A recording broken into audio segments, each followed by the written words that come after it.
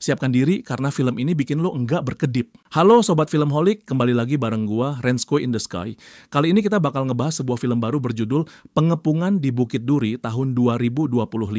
Film ini menceritakan seorang guru pengganti yang terjebak di antara pertarungan hidup dan mati di sebuah sekolah penuh murid bermasalah, SMA Bukit Duri.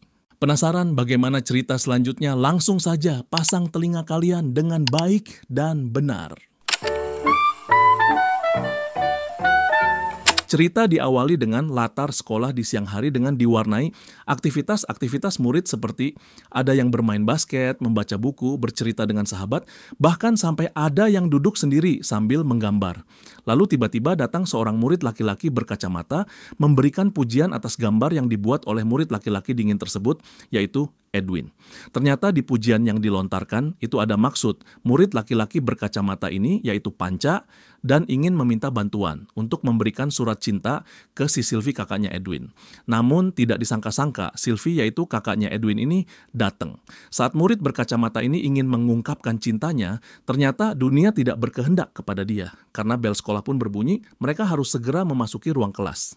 Saat murid-murid sudah berada di ruang kelas, datang seorang guru memberikan info yang membuat semua murid di dalam kelas terkejut, yaitu info bahwa mereka diliburkan karena ada kerusuhan yang sedang terjadi. Murid-murid pun langsung bergegas pulang dengan terburu-buru.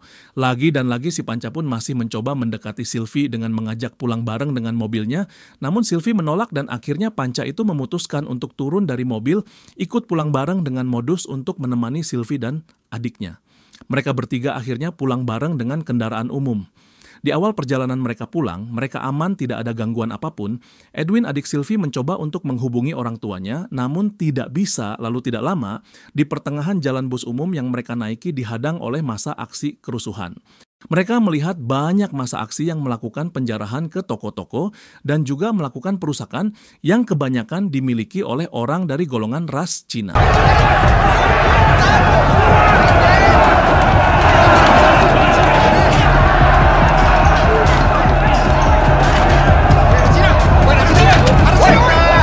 Tidak hanya toko-toko yang dirusak oleh massa aksi kerusuhan tersebut, kendaraan umum pun menjadi sasaran. Salah satunya bus umum yang Sylvie, Edwin, dan Panca tumpangi menjadi korban. Semua orang yang ada di dalam bus itu pun sangat panik. Supir berusaha untuk kabur dari kepungan massa aksi tersebut, namun gagal karena saking banyaknya massa yang menghadang. Massa pun semakin berontak dari yang mencoba membuka paksa pintu masuk bus sampai memecahkan kaca bus. Sampai akhirnya massa berhasil masuk ke dalam bus dan langsung berusaha untuk membawa Sylvie, Edwin, dan Panca keluar dari bus tersebut. Mereka bertiga pun akhirnya diculik oleh beberapa massa aksi kerusuhan tersebut dan dibawa ke dalam suatu gang. Kejadian menyedihkan pun terjadi di mana Sylvie, kakaknya Edwin ini, mendapatkan perlakuan kekerasan seksual dari para pemuda aksi kerusuhan tersebut di depan mata adik laki-lakinya. Panca dan Edwin berusaha untuk menyelamatkan Sylvie, namun mereka justru malah mendapatkan kekerasan dari beberapa orang yang menculik mereka. Panca dan Edwin tidak bisa berbuat apa-apa, bahkan karena Panca bukan orang dari golongan ras Cina, dia disuruh pergi dan Edwin masih berusaha untuk menolong kakaknya. Namun Edwin mendapatkan serangan hingga membuat Edwin pingsan. Saat Edwin terbangun dari pingsannya, dia kebingungan karena kakaknya tidak ada di gang yang tempat terakhir mereka mendapatkan kekerasan. Edwin langsung bergegas mencari kakaknya dengan wajah dan gestur yang kebingungan. Dia harus mencari kakaknya kemana. Edwin pun langsung coba mendatangi toko sekaligus rumah tempat dia dan orang tuanya tinggal. Namun Edwin sudah melihat tempat yang di situ ada orang tuanya sudah ludes terbakar oleh api. Edwin terlihat putus asa karena dia sudah kehilangan orang tuanya dan juga masih belum menemukan keberadaan kakaknya. Beberapa puluh tahun kemudian, tepatnya di tahun 2027, Edwin tumbuh dewasa, namun berita bentrokan antar golongan masih selalu diberitakan. Edwin kini tumbuh menjadi seorang yang lebih berwibawa dengan penampilan yang rapih dan bersih. Edwin berprofesi menjadi seorang guru pengganti, salah satunya hari ini dia akan menjadi seorang guru pengganti yang akan mengajar di SMA Bukit Duri. Edwin bertemu dengan kepala sekolah SMA Bukit Duri dan kepala sekolah mengatakan bahwa banyak guru yang mengundurkan diri karena banyak gangguan dari murid-murid di SMA tersebut dan saat ini murid-murid hanya takut kepada kepala sekolah bukan kepada guru yang mengajarnya. Edwin pun langsung menuju ruang kelas dan saat Edwin berada di lorong kelas, Edwin mendapatkan tatapan sinis dari para murid yang memang terlihat seperti murid-murid yang bermasalah dan susah diatur. Namun Edwin tetap memperlihatkan wajah yang tenang dan berwibawa. Saat akan memasuki ruang kelas, Edwin bertemu dengan murid perempuan yang gaya dan cara bicaranya tidak mencerminkan orang yang berpendidikan. Murid-murid yang ada di kelas pun terlihat seperti seenaknya, duduk di atas meja, pakaian yang tidak rapi sampai ada satu siswa yang berani melemparkan kayu ke arah Edwin. Selesai Edwin mengajar, datang seorang guru wanita yaitu Diana untuk menanyakan gimana hari pertama mengajar di sini. Selepas pulang sekolah, geng kejam di sekolah itu melakukan tindakan kekerasan terhadap murid golongan ras Cina. Jeffrey, pemimpin geng kejam itu, bersama teman-temannya melakukan kekerasan yang brutal, mulai dari dipukul, ditendang, sampai terluka parah. Selepas mengajar, Edwin selalu mendatangi kafe tempat di mana di situ berkumpulnya orang-orang dari golongan ras Cina. Saat menuju ke rumah sakit tempat kakaknya dirawat, Edwin melihat anak muridnya yang bernama Kristo dikeroyok dan langsung menolong dengan mengusir si pelaku yang mengeroyoki anak muridnya. Sampai di rumah sakit, kakaknya tidak lupa selalu mengingatkan ke Edwin untuk selalu mencari keponakannya, yaitu anak dari Sylvie, yang merupakan anak hasil kekerasan seksual pada saat kerusuhan 1998. Keesokan harinya, Kristo dihampiri oleh sekelompok geng penguasa di SMA Bukit Duri untuk menanyakan perihal kejadian pengeroyokan yang menimpa dirinya. Jeffrey, ketua dari geng tersebut, terlihat sangat kesal dan berniat untuk membalaskan dendam ke pelaku yang sudah mengeroyok Kristo. Selepas pulang sekolah, Jeffrey pun melakukan balas dendam ke pelaku pengeroyokan Kristo dengan memberikan kekerasan yang sangat kejam bersama anggota geng lainnya.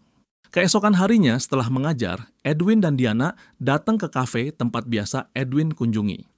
Selesai mereka berbincang-bincang di kafe tersebut, Edwin dan Diana pulang dengan arah jalan yang berbeda. Namun saat di perjalanan pulang, justru Edwin mendapatkan kejadian yang membahayakan nyawanya, yaitu Edwin diserang oleh pria bertopeng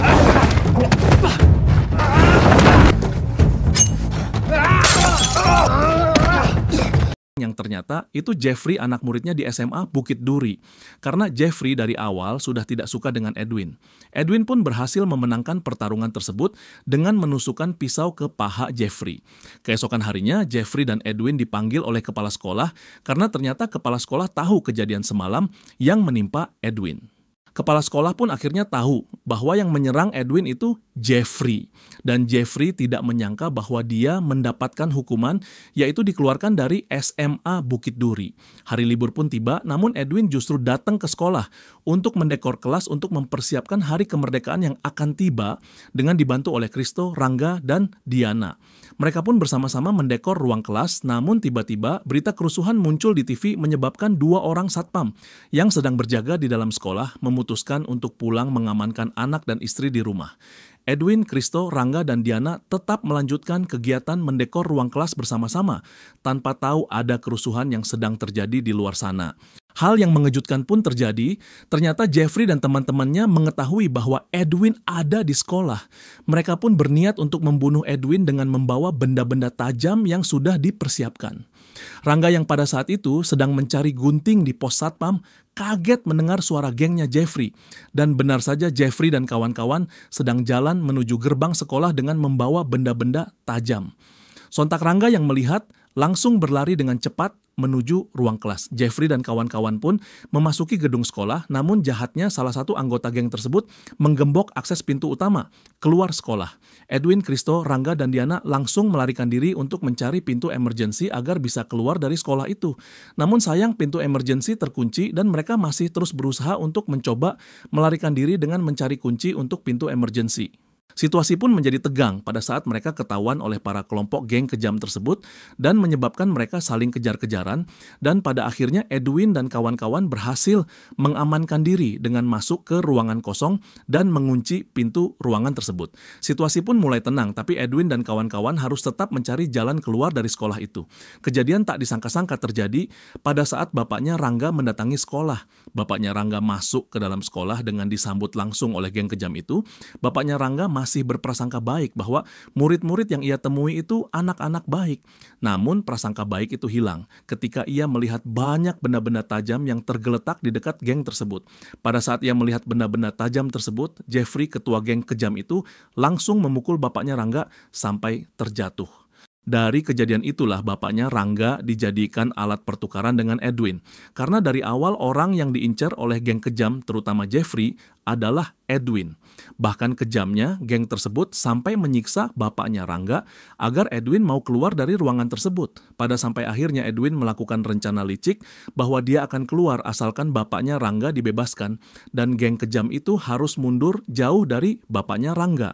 Edwin pun keluar tapi tidak menyerahkan diri, melainkan membawa bapaknya Rangga masuk ke dalam ruangan aman itu, dan Edwin pun ikut masuk dan geng kejam tersebut berhasil dikelabui. Tidak sampai di situ, Edwin melakukan perjanjian lagi untuk memberikan jalan keluar untuk Rangga dan bapaknya, dan dia akan benar-benar keluar, tidak akan mengelabui Jeffrey dan kawan-kawan. Tapi geng kejam itu justru balas dendam dan tidak mau dikelabui lagi oleh rencana Edwin. Mereka tidak memberikan jalan keluar untuk Rangga dan bapaknya, dan menyandra Rangga dan bapaknya agar Edwin keluar. Jeffrey pun sudah memuncak kekesalannya. Dia menyuruh temannya untuk ambil bensin dari mobil yang mereka pakai. Tidak berpikir panjang lagi, Jeffrey yang sangat kejam dan sadis itu membakar bapaknya Rangga di depan matanya Rangga. Rangga yang melihat bapaknya dibakar hidup-hidup memutuskan untuk melarikan diri. Namun sayang Rangga justru terbunuh oleh salah satu anggota geng kejam itu tanpa tidak sengaja. Edwin, Christo, dan Diana sudah sangat putus asa dengan kejadian yang menimpa mereka. Pada akhirnya Edwin menceritakan yang sebenarnya ke Diana tujuan dia mengajar di SMA Bukit Duri itu, yaitu untuk menemukan keponakannya yang hilang, sesuai janji dia terakhir kepada almarhum kakaknya. Berkedok mengajar di SMA Bukit Duri untuk menemukan keponakannya, ternyata tidak mudah. Edwin justru merasa menambahkan masalah di sekolah ini. Tapi di satu sisi dia merasa hampir menemukan anak kakaknya. Pada saat Edwin lagi bercerita ke Diana, tak disangka Edwin menemukan semacam cerobong udara yang dimana jalur itu bisa membantu dia ke arah pos satpam untuk mengambil kunci pintu emergency exit. Namun saat Edwin berusaha untuk kembali untuk menjemput Diana dan Christo, justru geng kejam ini sudah mengeluarkan alat untuk membolongi pintu tersebut. Situasi tegang pun mulai terjadi kembali. Diana dan Christo melarikan diri melalui cerobong udara. Edwin dan kawan-kawan berhasil kabur dan bersembunyi di ruang lab. Dua anggota geng masuk ke lab dan menghancurkan barang-barang di sana. Edwin menyerahkan kunci pintu darurat pada Diana dan Christo sambil berbisik bahwa dia akan memancing mereka. Edwin membawa ponsel Christo agar mereka bisa saling berhubungan saat nanti mendapat sinyal. Namun rencana mengalihkan perhatian Edwin tidak mudah, yang dimana menyebabkan Edwin harus bertahan hidup dari serangan kelompok geng kejam di sekolah itu. Peperangan antara Edwin dan kelompok geng kejam pun berlangsung hebat. Edwin harus berhadapan dengan beberapa anggota geng kejam itu.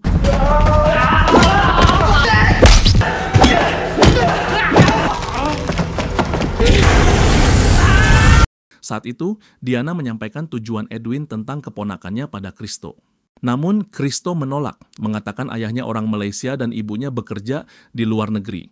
Sampai di puncak peperangan pun terjadi, Edwin harus berhadapan dengan Jeffrey si sadis dan kejam itu. Peperangan berlangsung dengan hebat dan lama, mereka saling jual beli serangan bahkan sampai saling melukai.